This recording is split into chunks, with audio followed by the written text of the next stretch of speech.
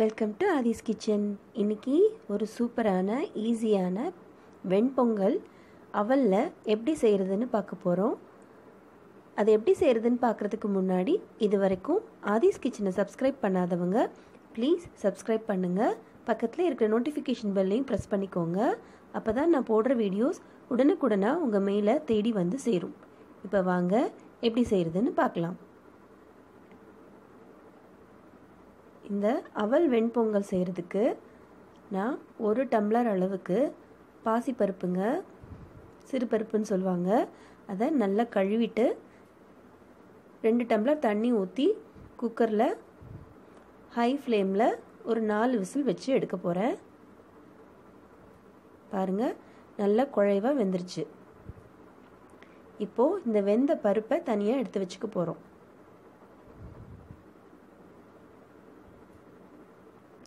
இப்போது ஒரு கடாயில் ஒரே 1 ஸ்பூன் அளவுக்கு நெய் ஊற்றிக்கோங்க.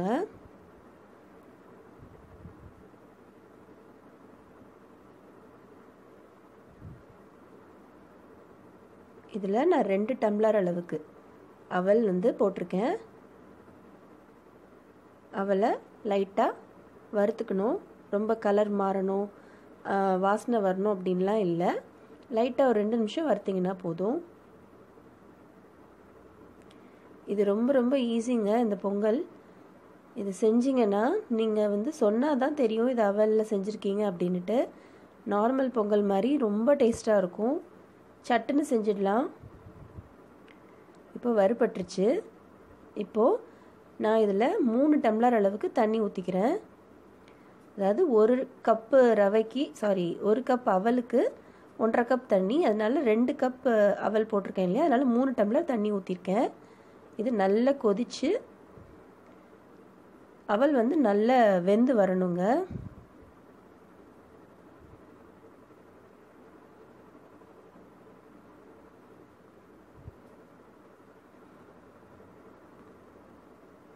இது ஒரு 5 மினிட்ஸ்லேயே உங்களுக்கு நல்லா வெந்துடும். தண்ணி கொஞ்சம் வற்றணும். உங்களுக்கு இன்னும் கொஞ்சம் குழைவாக வேணும் பொங்கல் அப்படின்னா நீங்கள் 1க்கு 2 டம்ளர் கூட தண்ணி ஊற்றிக்கலாம். பாருங்கள், ஓரளவு தண்ணி வத்திருச்சு. இப்போ இந்த ஸ்டேஜில் நீங்கள் கரண்டியை வச்சு நல்லா மசிச்சு விட்டுக்கோங்க அவலை. பாருங்கள், நல்லா குழைவாக வெந்திருக்கேன். இப்போது இதில் வெந்த சிறுபருப்பு போட்டுக்கிறேங்க. போட்டுட்டு நல்லா கலந்து விட்டுக்கோங்க.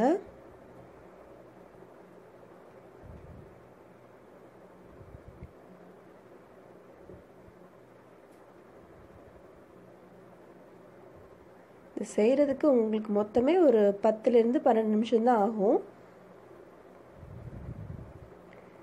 அந்த பருப்பு நீங்கள் வேகிறதுக்கு ஒரு 10 மினிட்ஸ் ஆகும்.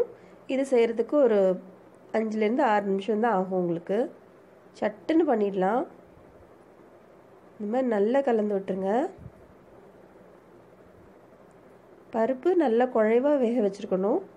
அதான் இதில் முக்கியமான ஒரு விஷயம்.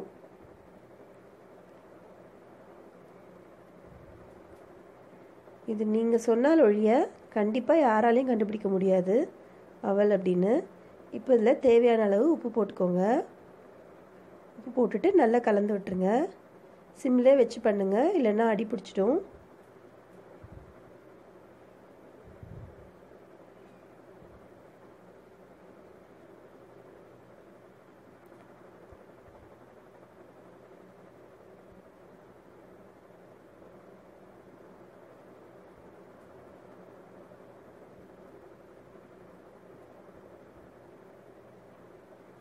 நல்லா கலந்துருச்சு.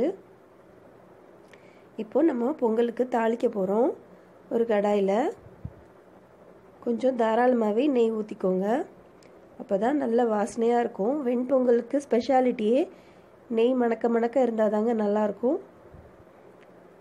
நல்ல பெரிய ஸ்பூனில் 2 ஸ்பூன் நெய் போட்டுக்கோங்க.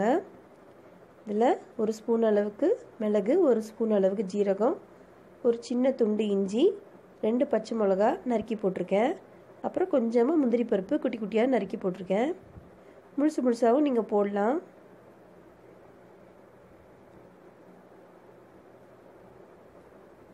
மிளகு லைட்டாக பொரியணும்.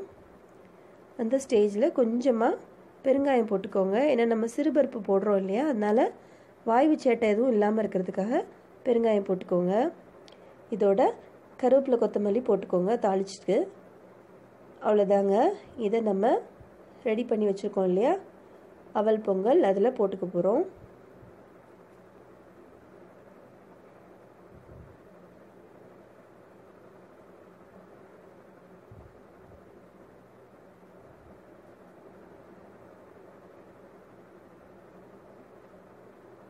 இப்போ நல்லா கலந்து விட்டுருங்க.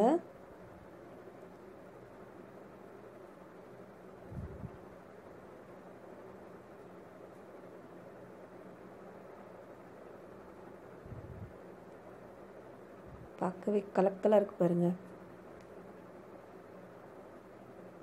இன்னும் கூட உங்களுக்கு குறைவாக வைக்கணுன்னா நீங்கள் நான் சொன்ன மாதிரி தண்ணி ரேஷியோ மட்டும் மாற்றி வச்சுக்கோங்க. இப்போது கூட கொஞ்சம் வாசனைக்காக ஒரு ஸ்பூன் நெய் போட்டுக்கிறேன்.